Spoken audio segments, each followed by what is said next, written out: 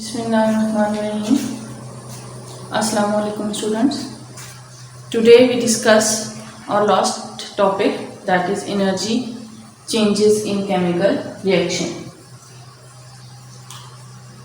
इस टॉपिक में हम लोग दो टाइप्स के रिएक्शंस पढ़ेंगे, एक एक्सोथर्मिक रिएक्शन होगा और एक एंडोथर्मिक रिएक्शन होगा। चलिए हम लोग अपने टॉपिक की तरफ आते हैं। Energy changes in chemical reaction. Two types of heat changes occur in chemical reaction. Chemical reaction में दो टाइप्स की हीट चेंजिंग आ रही है, ठीक है। एक तो हीट जो है वो रिलीज हो रही है और दूसरा में हीट जो है वो एब्जॉर्ब हो रही है। अब जो हीट रिलीज हो रही है उसको एक्सोथर्मिक रिएक्शन कहते हैं। हम लोगों ने लास्ट टॉपिक में भी डिस्कस किया था एक्सोथर्मिक रिएक्शन। तो हीट में जो दो किस्म की जो चेंजेस आ रही हैं केमिकल रिएक्शन में हीट की, वो है एक हीट रिलीज हो रही है और एक हीट एब्जॉर्ब हो रही है। Heat is evolved mean heat is released and heat is absorbed. Heat evolve जो हो रही है उसे एक्सोथर्मिक रिएक्शन कह रहे हैं और जो हीट एब्जॉर्ब हो रही है उसे एंडोथर्मिक रिएक्शन कह रहे हैं। अब हम लोग सबसे पहले एक्सोथर्मिक रिएक्शन को डिस्कस करते हैं, जिसमें heat is evolve mean heat is released. Exo mean outside. मैंने आप लोगों से पहले भी ये बात कही थी कि इसके वर्ड से आप लोग जहन में रख लें। Exo mean outside, therm mean heat. Mean exothermic is a reaction in which heat energy is released. Exo mean outside, therm mean heat. So in this process, in this reaction, heat energy is released. Exo mean outside. बार बार मैं बता दूं, last में मैंने बताया था exo mean outside और therm का क्या मतलब है? heat. इस रिएक्शन में एनर्जी इज रिलीज्ड। अब जो एनर्जी रिलीज हो रही है उसने आगे बताया heat energy is release in the form of. अब जो एनर्जी रिलीज हो रही है वो किसकी फॉर्म में रिलीज हो रही है? या तो वो हीट की फॉर्म में रिलीज हो रही है, या फिर लाइट की फॉर्म में, या फिर साउंड की फॉर्म में। Exothermic is a reaction in which energy is release, और एनर्जी जो रिलीज हो रही है it is in the form of heat, it is in the form of light और साउंड। एक्सोथर्मिक रिएक्शन में ये होता है कि एनर्जी रिलीज हो रही है, तो जाहिर है वो जब एनर्जी रिलीज हो रही है तो ये ट्रांसफर एनर्जी कहां हो रही है? To the surrounding. तो एनर्जी रिलीज होके हमारे सराउंडिंग में जा रही है, जिसकी वजह से causing the reaction mixture and its surrounding to become hotter. जब एनर्जी रिलीज होकर हमारी सराउंडिंग में जाएगी तो हमारा जो सराउंडिंग का टेम्परेचर है वो गर्म हो जाएगा, और जो मिक्सचर है जिसके अंदर ये रिएक्शन हो रहा था एक तो वो भी गर्म हो जाएगा, और दूसरा हमारी जो सराउंडिंग है वो भी गर्म हो जाएगी। मीन जो हमारा एनवायरमेंट है, बाहर वाला जो एनवायरमेंट है वो भी हॉट हो जाएगा। ना सिर्फ वो रिएक्शन जिस मिक्सचर में हो रहा था ना सिर्फ वो गर्म होगा, बल्कि जो हमारी सराउंडिंग है वो भी गर्म हो जाएगी। This is because this is exothermic reaction. Exo mean outside, energy जो है वो रिलीज हो रही है बाहर की तरफ, तो फिर बाहर का टेम्परेचर सराउंडिंग में हॉटर हो जाएगा और जिसमें रिएक्शन हो रहा है उस मिक्सचर वो भी हॉट हो जाएगा। This is exothermic reaction. अब कुछ उसने एग्जाम्पल दिए हैं एक्सोथर्मिक रिएक्शंस की। सबसे पहले हम लोग कंबशन की तरफ होते हैं। कंबशन आपको पहले भी मैंने बताया है। कंबशन क्या होता है? Process of burning of something. कोई चीज जलती है, कंबशन क्या है? बर्निंग प्रोसेस है। प्रोसेस ऑफ बर्निंग, ये कौन सा प्रोसेस है? प्रोसेस ऑफ बर्निंग है, दैट इज कॉल्ड कंबशन। कोई भी चीज जल रही है, जैसे फॉसिल फ्यूल हम लोग कहते थे वो जलता है। कोयला फ्यूल जो हम लोग जला रहे हैं, ये कोयला जो है हम लोग जलाते हैं, उसमें भी क्या है? एनर्जी रिलीज हो रही है, वो एक्सोथर्मिक रिएक्शन है। इसके अलावा oxidation mean rusting of iron. इसने एग्जांपल दिया ऑक्सीडेशन मीन कि oxidation mean oxygen mean air के साथ किसी चीज का रिएक्शन हो रहा है। अब ये आयरन मेटल है, आयरन का फार्मूला Fe है प्लस ऑक्सीजन मीन ऑक्सीडेशन। मैंने आपको पहले भी बताया था oxidation mean reaction with oxygen. अब इसने आयरन की बात की, जो लोहे को जंग लग जाता है, आयरन को जो जंग लगता है, आयरन प्लस ऑक्सीजन के साथ रिएक्शन होगा तो Fe2O3 प्लस, हाँ बस इसी तरह से बने Fe2O3, या फेरिक भी बन सकता है, Fe3O3 भी बन सकता है। तो इसको बैलेंस कर लेना है बस हम लोगों ने, 2 और 3 और यहाँ पे 2। तो इस तरह से ये रस्टिंग ऑफ आयरन, इसने कोई इस तरह का रिएक्शन करके नहीं दिखाया आपको, मैं जस्ट आप लोगों को समझाने के लिए कह रही हूँ कि ऑक्सीडेशन का मतलब होता है किसी भी चीज का रिएक्शन विद ऑक्सीजन। शायद एक पिछला टॉपिक था जिसमें हम लोग ने मैग्नीशियम को ऑक्सीजन के साथ रिएक्ट किया था, शायद आपकी इसमें हम लोगों ने जी लास्ट में जो टॉपिक था कंबशन रिएक्शन में, हम लोगों ने मैग्नीशियम को रिएक्ट किया था ऑक्सीजन के साथ, तो मैग्नीशियम ऑक्साइड बना था। पेज नंबर 96 पे अगर आप लोग देखेंगे तो हम लोगों ने ये पहले कंबशन रिएक्शन इसका किया भी है ऑक्सीजन के साथ। खैर चले, हम लोग यहाँ पे जो आप की उसने कहा है कि रस्टिंग ऑफ आयरन, जो लोहे को जंग लगा है, this is also oxidation reaction, इसमें भी ये चीज आल्सो एक्सोथर्मिक रिएक्शन एग्जांपल है एक्सोथर्मिक रिएक्शन की। थर्ड वन जो है वो neutralisation between acid and base. अब जब एसिड और बेस का जब रिएक्शन होगा, मैं आपको बताऊं, जब एसिड और बेस जब रिएक्ट करता है तो उससे क्या बन जाता है, when acid react with the base it will form salt and water. तो उसको हम लोग कहते हैं न्यूट्रलाइजेशन रिएक्शन। यहां पे मैं आपको करके दिखा देती हूं इसको। न्यूट्रलाइजेशन रिएक्शन में एसिड ले लें कोई भी HCl प्लस कोई भी आप लोग ले लें अल्कली मीन कोई भी आप लोग बेस ले लें यहां पर। तो अगर आप लोग बेस ले लें यहां पर NaOH ले लें, ये क्या बनाएगा यहाँ पे NaCl, मैंने कहा था सॉल्ट बनेगा प्लस वाटर। जो हमें प्रोडक्ट मिला है, जब एसिड, ये एसिड है ये बेस है, when acid react with base it will form salt and water। तो इसको कहते हैं जिसमें सॉल्ट और वाटर बन रहा हो, this is called neutralisation reaction. आप कोई एग्जांपल भी मैं दे सकती हूँ इसमें। अगर हम लोग ले लें इसकी एग्जांपल HBr की, ये HCl है ना, तो यहाँ पे एसिड आप ले लें HBr प्लस NaOH लिया, हम लोग KOH ले लेते हैं, पोटेशियम हाइड्रोक्साइड। तो ये क्या बनेगा KBr प्लस H2O। तो ये salt plus water, this is an example of acid and base. और इसको हम लोग कहते हैं जब एसिड और बेस अल्कलीज जो हैं जब आपस में रिएक्ट करते हैं, इनकी रिएक्शन से सॉल्ट और वाटर हमें मिले, this is called neutralisation reaction. आपकी बुक में ये एग्जांपल्स मौजूद नहीं है, जस्ट मैंने आपको समझाने के लिए किया कि किस तरह से एसिड बेस के साथ, ये एसिड है ये बेस है, जब ये दोनों रिएक्ट करते हैं तो सॉल्ट बन जाता है, this is a salt and this is water. ये देखिए NaCl table salt plus water. तो जब एसिड रिएक्ट करेगा बेस के साथ या अल्कलीज के साथ तो वो सॉल्ट और वाटर बनाएगा, this is called neutralisation reaction. Next है decomposition of vegetable matters into. जब हम लोग ये जो वेजिटेबल पील्स वगैरह जो है, जब हम लोग इनको बाहर फेंक देते हैं तो वो आहिस्ता से डिकम्पोजिशन उनमें स्टार्ट हो जाती है। तो ये एग्जांपल है एक्सोथर्मिक रिएक्शन की। फिफ्थ पॉइंट जो है वो mixture of Na+Cl to form, अगर सोडियम और क्लोरीन आपस में रिएक्ट करेंगे they will form table salt. अभी मैं करके दिखा देती हूँ आपको। जब NaCl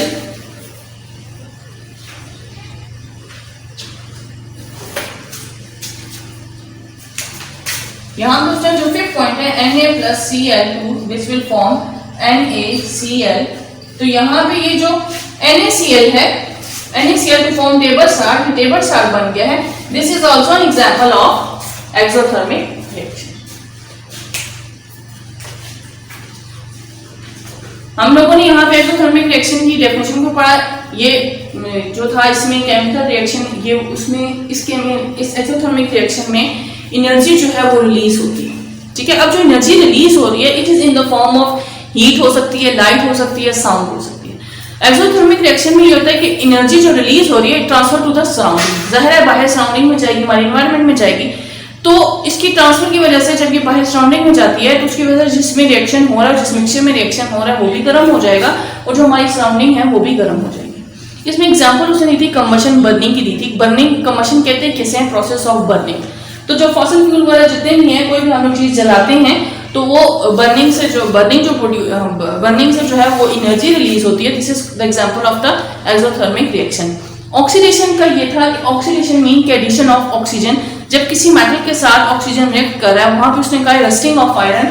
rusting of iron mean जो लोहे को जंग लग रहा है, तो मीन आयरन का फार्मूला Fe है। तो उसका जब रिएक्शन अभी मैंने करके भी दिखाया है, उसका रिएक्शन जब हम लोग ऑक्सीजन के साथ करेंगे तो this is called the rusting of iron. जंग लग जाता है लोहे को तो फेरस ऑक्साइड या फेरिक ऑक्साइड बन जाएगा। इसके अलावा न्यूट्रलाइजेशन मीन कि जब एसिड और अल्कलीज मीन एसिड और बेस जब रिएक्ट करते हैं तो सॉल्ट और वाटर बनता है। उसकी भी 2-3 मैंने आपको एग्जांपल्स बताई हैं, सॉल्ट और वाटर बन, this is called neutralisation reaction. Fourth point था डिकम्पोजिशन। जब वेजिटेबल पील्स वगैरह जितने भी हम लोग उसको जब हम लोग फेंक देते हैं तो उसके अंदर डिकम्पोजिशन स्टार्ट हो जाती है। तो ये भी एग्जांपल है एक्सोथर्मिक रिएक्शन की। और जो मिक्सचर ऑफ सोडियम और क्लोरीन का जब हम लोग रिएक्शन करते हैं तो टेबल सॉल्ट मिल जाता है NaCl। तो ये भी एग्जांपल है एक्सोथर्मिक रिएक्शन की।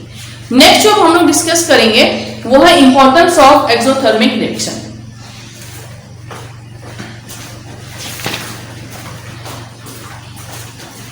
Following are some example importance of the exothermic reaction in our daily life. Exothermic reaction are important for the forensic science and particular to the fire and explosion investigation.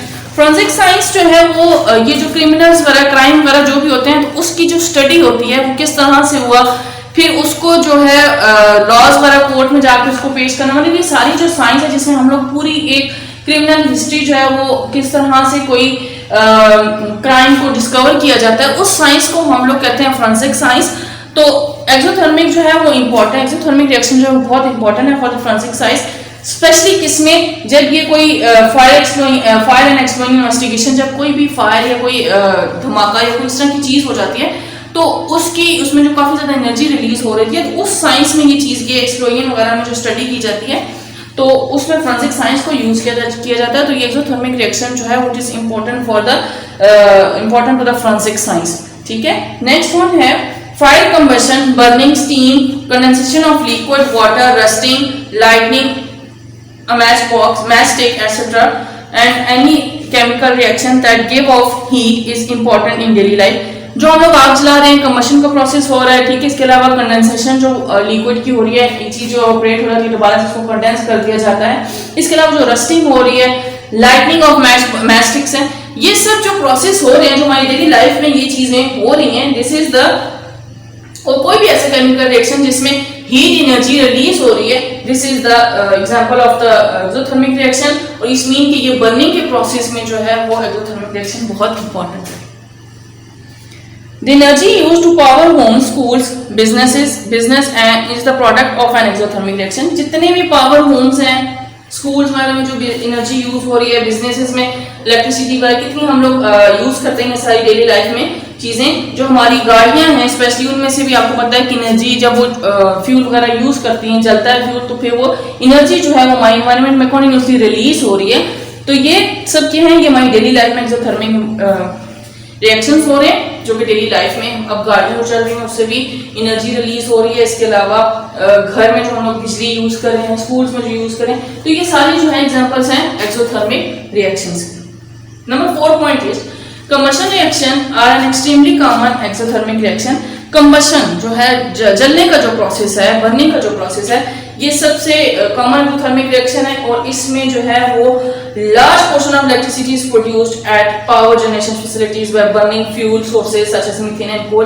ये जो electricity produce हो रही है, ये जो power generation में जो जितनी भी इलेक्ट्रिसिटी प्रोड्यूस हो रही है, ये किसकी वजह से हो रही है, by the burning of the fuels, methane, coal, कोयला वगैरह हम लोग जलाते हैं, मीन बर्निंग का प्रोसेस हो रहा है, तब हमें इलेक्ट्रिसिटी प्रोड्यूस हो रही है। तो ये भी हमारी डेली लाइफ में इंपॉर्टेंस है एक्सोथर्मिक रिएक्शन की, मीन एक्सोथर्मिक रिएक्शन के थ्रू ही ये कंबशन का प्रोसेस हो रहा है, एनर्जी रिलीज हो रही है हमारे एनवायरनमेंट में, तो हम लोग इलेक्ट्रिसिटी प्रोड्यूस कर रहे हैं।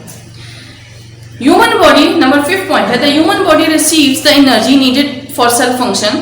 अब हमारी बॉडी को भी एनर्जी चाहिए, सेल को प्रॉपर फंक्शनिंग के लिए एनर्जी चाहिए। वाई एन एक्सोथर्मिक रिएक्शन, अब हमारी बॉडी भी एनर्जी रिलीज कर रही है, तो it is an exothermic reaction.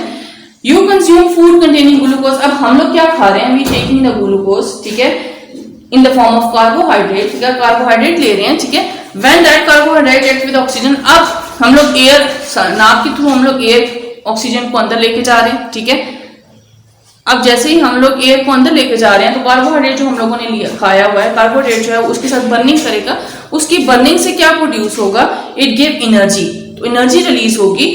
Water and carbon dioxide, carbon dioxide हम लोग एक्सहेल कर देते हैं, ठीक है, वाटर वगैरह, ठीक है, वो एनर्जी रिलीज कर रहे हैं। This energy is used to keep the body warm. अब ये जो एनर्जी हम लोगों ने कार्बोहाइड्रेट्स लिए, फिर एयर के साथ ऑक्सीजन का रिएक्शन हुआ जो ब्लड में जाकर मिक्स हो गया, उसके बाद एनर्जी रिलीज हुई, और ये जो एनर्जी रिलीज हो रही है ये हमारी बॉडी को गर्म रखती है, कि बॉडी को मेंटेन द बॉडी टेम्परेचर, हमारी जो बॉडी का टेम्परेचर इसी वजह से मेंटेन रहता है, क्योंकि जो एनर्जी हम लोग ले रहे हैं वो उसके बाद एनर्जी रिलीज कर, जो हम लोगों ने खाया है उसकी बर्निंग हुई है ऑक्सीजन के साथ, उसके बाद एनर्जी रिलीज हुई है, और ये एनर्जी जो है एक तो हमारी बॉडी के टेम्परेचर, बॉडी को वार्म रखती है, दूसरा कि हमारी बॉडी के टेम्परेचर को भी मेंटेन रखती है।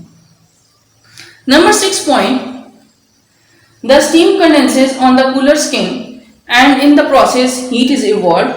विच कुक्स the tissue and produce blisters. आप लोगों ने देखा अक्सर कोई गर्म भाप वगैरह स्टीम जो है वो आपकी बॉडी पे लग जाए तो वो एक छाला नुमा चीज बन जाती है, ठीक है। तो कहते हैं कि ये कूलर स्किन पे जब ये स्टीम वगैरह लगती है तो इसमें भी क्या है वो हीट इज इवॉल्व, तो एनर्जी रिलीज होती है। In this process heat is evolve, जिसने हीट जो इवॉल्व हुई है उसने क्या किया, हमारे जो टिश्यूज थे, हमारी स्किन के जो टिश्यूज थे उसको कुक कर दिया, जिससे ब्लिस्टर सा बन जाता है, ठीक है। ब्लिस्टर वो छाला नुमा चीज बन जाती है। तो कहते हैं कि ये जो स्टीम जो रिलीज होती है तो ये भी हमारी स्किन को क्या करती है, ये जो रिलीज ऑफ द स्टीम है जिसने हमारी स्किन के ऊपर जब टच की है, जो हमारी कूलर स्किन थी उसके ऊपर टच करने से जो छाला जो चीज बन गई है, this is also a process in which heat is evolved. तो ये इंपॉर्टेंस थी एक्सोथर्मिक रिएक्शन की, जो हम लोगों ने 1 by 1 इन पॉइंट्स को जो आपकी बुक में पेज नंबर 100 पे गिवन थे, इसको 1 by 1 हम लोगों ने डिस्कस कर लिया। नेक्स्ट है endothermic reactions.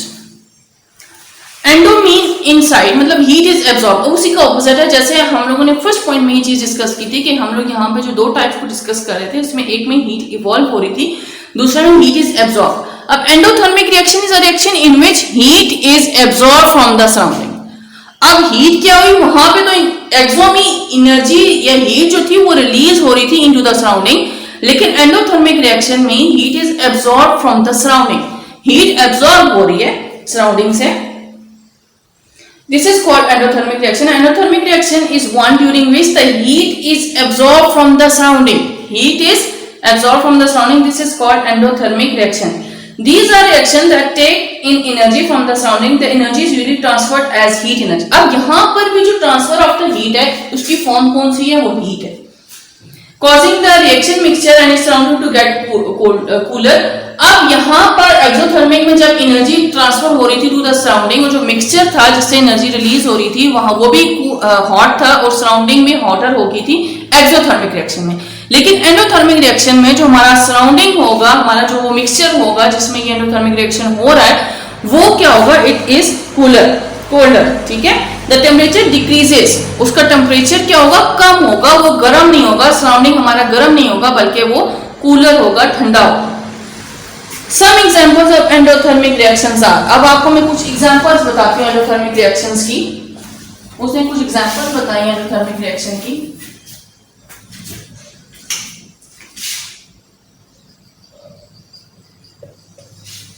Example, some examples of endothermic reaction are electrolysis। सबसे पहले उसने बताया है इलेक्ट्रोलिसिस। इलेक्ट्रोलिसिस क्या होता है, सबसे पहले है इलेक्ट्रोलिसिस। अब इलेक्ट्रोलिसिस जो है ये केमिकल डिकम्पोजिशन है, और ये किसी भी चीज की केमिकल डिकम्पोजिशन किस तरह से होगी, बाय इलेक्ट्रोमीन इलेक्ट्रिसिटी के थ्रू हो जाएगी। किसी चीज की केमिकल डिकम्पोजिशन है लेकिन थ्रू इलेक्ट्रोमीन इलेक्ट्रिसिटी, इलेक्ट्रिसिटी के थ्रू कोई केमिकल डिकम्पोजिशन होगी, और ये किसके अंदर होगी, थ्रू अ लिक्विड और सोल्यूशन। किसी भी सोल्यूशन के अंदर, किसी भी लिक्विड के अंदर हम लोग इलेक्ट्रोलिसिस करेंगे, मीन इलेक्ट्रिसिटी को पास करेंगे तो उसके अंदर वो डिकम्पोजिशन हो जाएगी। This is called electrolysis. Second one is the reaction between ethanoic acid and sodium carbonate. जब रिएक्शन इथेनोइक एसिड और सोडियम कार्बोनेट का जब रिएक्शन होगा तो ये किसकी एग्जांपल है, एंडोथर्मिक रिएक्शन की। अब अगर हम लोग इसको करके दिखा दें, ethanoic acid CH3 COOH plus sodium क्या था, सोडियम कार्बोनेट Na2CO3, तो ये क्या बना देगा, sodium ethanol CH3 COO sodium ethanol plus water plus CO2। अब ये जो सेकंड हम लोग को आता था कि व्हेन इथेनोइक एसिड, ये इथेनोइक एसिड है, react with sodium carbonate, they will form sodium ethanol plus water plus carbon dioxide. Thermal decomposition of calcium carbonate। अगर हम कैल्शियम कार्बोनेट को डिकम्पोज करेंगे, थर्ड वन जो है इसी का एग्जांपल में, अब हम लोगों ने थर्ड वन जो डिस्कस करना है वो है कैल्शियम कार्बोनेट को जब हम लोग डिकम्पोज करेंगे तो CaO plus CO2 carbon dioxide इसमें रिलीज होगी। कैल्शियम कार्बोनेट को अगर हम लोग डिकम्पोज करेंगे, इसमें जस्ट कोई ऐसा रिएक्शन नहीं बताया हुआ, जस्ट मैं आप लोगों को करके दिखा रही हूँ। उसने तो जस्ट ये एक स्टेटमेंट लिखी है एंडोथर्मिक रिएक्शन की एग्जांपल्स कौन कौन सी है। इलेक्ट्रोलिसिस है, इलेक्ट्रोलिसिस को मैंने डिफाइन कर दिया है कि वो केमिकल डिकम्पोजिशन है produce by passing electricity through any solution और लिक्विड। अब इस तरह से reaction between ethanoic and sodium carbonate, मैंने अभी सोडियम कार्बोनेट का और इथेनोइक एसिड का जब रिएक्शन किया तो उसमें भी कार्बन डाइऑक्साइड प्रोड्यूस हुई, वाटर प्रोड्यूस हुई और सोडियम इथेनॉल प्रोड्यूस हुआ। अब उसने कहा है thermal decomposition of calcium carbonate, जब कैल्शियम कार्बोनेट को डिकम्पोज करेंगे तो कैल्शियम ऑक्साइड बनेगा प्लस कार्बन डाइऑक्साइड इसमें भी रिलीज होगी। इसके अलावा फोर्थ एग्जांपल जो एंडोथर्मिक रिएक्शन की है वो ये है फोटोसिंथेसिस। अब आपको पता है photo mean light and synthesis mean to make the food. Photosynthesis का प्रोसेस किस में हो रहा है? प्लांट्स में हो रहा है। और ये जो फोटोसिंथेसिस का प्रोसेस है is example of endothermic chemical reaction. क्यों है? इस प्रोसेस के अंदर क्या होता है आप लोगों को पता है कि प्लांट एनर्जी को यूज करता है from the sun and convert carbon dioxide and water into glucose and oxygen. अब अगर आप लोगों को फोटोसिंथेसिस के क्वेश्चन याद हो तो इसमें क्या होता है, जब किसका रिएक्शन होगा फोटोसिंथेसिस के अंदर। अब उसने तो जैसे एक स्टेटमेंट लिखी है लेकिन मैं आपको करके दिखा देती हूँ फोटोसिंथेसिस क्या है। In this process carbon dioxide plus water in the form of sunlight, यहाँ पे सनलाइट के क्वेश्चन पर लिखा होता था, यहाँ पर हम लोग लिखते थे क्लोरोफिल। तो क्या प्रोड्यूस होगा C6H12O6 प्लस ऑक्सीजन। अब ये हम लोगों ने जब रिएक्शन किया था